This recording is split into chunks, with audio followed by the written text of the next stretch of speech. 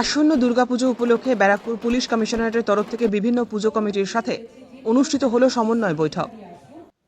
সামনেই বাঙালির শ্রেষ্ঠ উৎসব দুর্গোৎসব। উৎসবে মাততে চলেছে গোটা রাজ্যবাসী। ব্যারাকপুর পুলিশ কমিশনারেটের তরফ থেকে ব্যারাকপুর পুলিশ কমিশনারের উত্তর বিভাগের সমস্ত পুজো কমিটির উদ্যোক্তাদের সাথে সমন্বয় বৈঠকের আয়োজন করা হয় এদিন।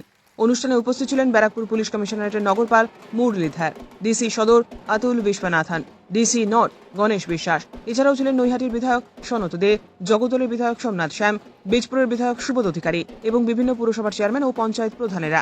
কখনো ঢাক বাজিয়ে, আবার কখনো শঙ্খধ্বনি দিয়ে উৎসবের শুভ সূচনা করা হয়।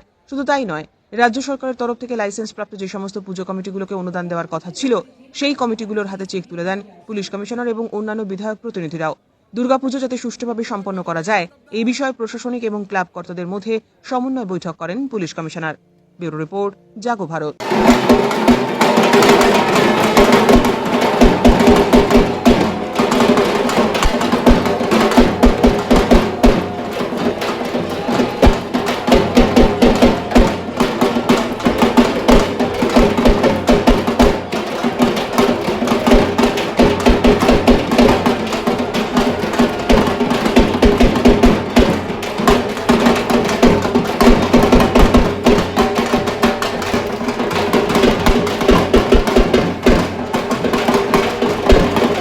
প্রথম হচ্ছে আমরা অনেকগুলো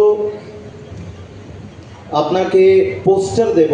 সে পোস্টারে বিভিন্ন ধরনের মানুষকে চেতনা দেওয়ার জন্য, সচেতন করার জন্য কিছু বার্তা থাকবে।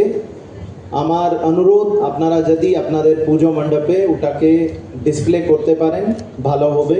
মূলত আপনারা জানেন ইদানিংয়ে সাইবার অপরাধ প্রচুর বেড়ে গেছে। ট্রাফিকের কিছু নিয়মগুলো আছে, সেটা নিয়ে কিছু থাকবে। আমাদের পৌরসভায় ডেঙ্গুর একটা প্রবণতা সবসময় থাকে, ওটা নিয়ে কিছু বার্তা থাকে। তো এই ধরনের কিছু বার্তাগুলো থাকবে, সেটা আমি রিকোয়েস্ট করব আপনারা যদি ওটাকে ডিসপ্লে করতে পারেন। 2 নম্বর হচ্ছে, আমার ডিসি সাহেব বলছিলেন কি আকাশ যে আছে ক্লিয়ার হয়ে গেছে, কিন্তু যেটা আমরা ইঙ্গিত পাচ্ছি ওয়েদার হয়তো খুব বেশি ভালো থাকবে না। পূজা টাইমে প্রচণ্ড বৃষ্টি হতে পারে, এরকম একটা সম্ভাবনা আছে।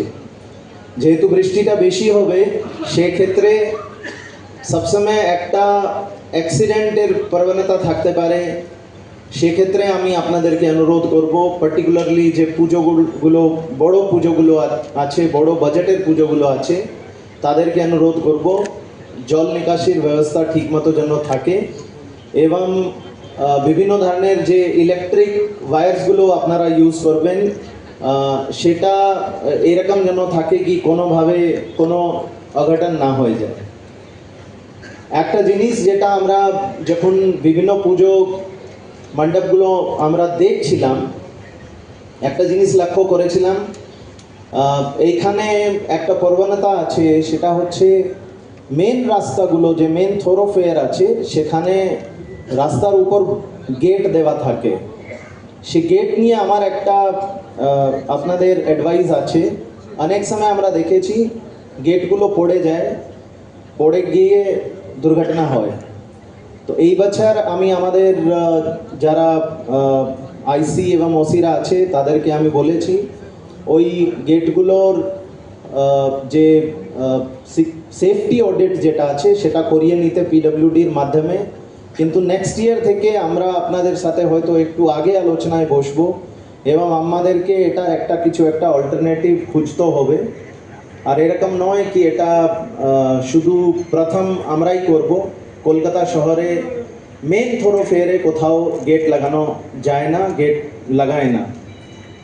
লাস্টলি আমি এটা বলবো, রাস্তাঘাটে প্রচুর মহিলারা থাকবে, বাচ্চারা থাকবে এবং মহিলা নিরাপত্তা এবং বাচ্চাদের সুরক্ষার জন্য আমরা বিশেষভাবে একটা উদ্যোগ নেব। আমাদের উইনার্স টিম যে আছে, মহিলাদের টিম যে আছে, সেটা বাইকে করে করে ঘুরবে।